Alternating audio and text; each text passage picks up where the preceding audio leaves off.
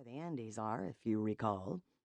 Should we tell the gardeners that one of their, flock is here? Probably. And I think it's called a herd. They aren't supposed to roam around. I'm pretty sure there's a town ordinance about livestock getting loose, although I can't remember if it says anything specific about alpacas. A phone number for the gardeners would help, Seth, unless you want to make friends with this fine specimen of alpaca here, although I think it likes me better than you.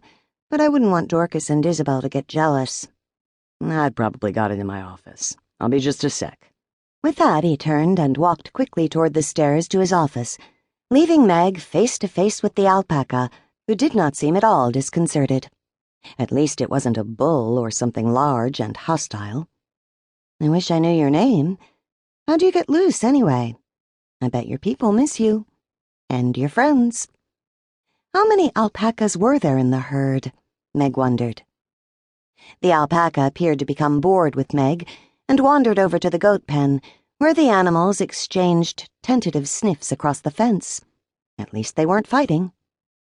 Seth reappeared quickly. Someone is on the way. Their place is only a couple of miles from here as the crow flies. Or, in this case, as the alpaca, lopes, trots, shambles? Take your pick. I'd offer you coffee or something, but I don't want this lovely creature to get into any trouble or wander off.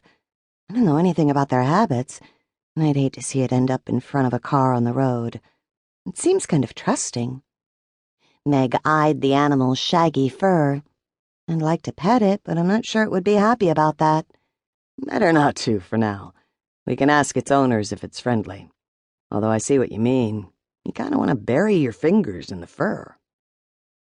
Only a few minutes had passed when a battered car towing a small animal trailer crept into Meg's driveway. A large woman with short, silvery hair climbed out. Sorry, I hope she didn't cause you any trouble. Lulu, get your hairy butt over here. The alpaca just stared at her. Well, it was worth a try. They seldom come when called unless there's food involved. I've got a bridle. Mind opening the back gate on the carrier, Seth? No problem, Patty. Seth walked over and opened the gate, while the woman sweet-talked Lulu the alpaca while slipping the bridle over her head. Meg almost giggled, because it looked like the alpaca gave a small sigh of regret at losing her short-lived freedom. Come on, baby, be a good girl, the older woman said, leading the animal to the carrier. It walked in peacefully enough, and the woman secured the gate behind it, checking it twice. Then she came back to where Seth and Meg were standing. I'm really sorry about that. Oh, I'm Patty Gardner. I just moved in a couple of weeks ago, a mile or two north of here.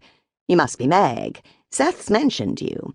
Our house is in pretty good shape, and there's some okay pasture, but the fences leave a lot to be desired, and we haven't had time to make the full circuit and patch them. But I didn't mean to barge in on you like this. Don't worry about it, please. Yes, I'm Meg Corey. I live here and I have an orchard up the hill, as you can see. I haven't even been here 2 years myself. I'd ask you in for coffee or tea, but I'm guessing you want to get Lulu home again? Patty smiled. Yes, I do.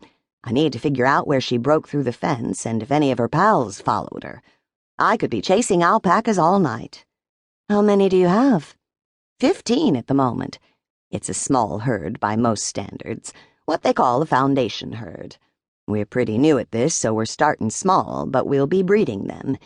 We want to expand once we get the hang of it and get some more of the pasture fenced in. Why alpacas, if you don't mind my asking? Meg said. Seth had said the woman was retired, but she looked strong enough to handle an alpaca. Well, they're not too big. Lulu here is full-grown, and they're sociable, at least with each other. They can look after themselves. They're pretty quiet. Except they hum now and then. They don't eat too much, and there's a market for their wool. And I should warn you, they spit, mostly at each other, but sometimes at people. It can be kind of nasty. Got it. So if I see another alpaca wander by, I should call you? I'm the only herder around, as far as I know. Right, Seth?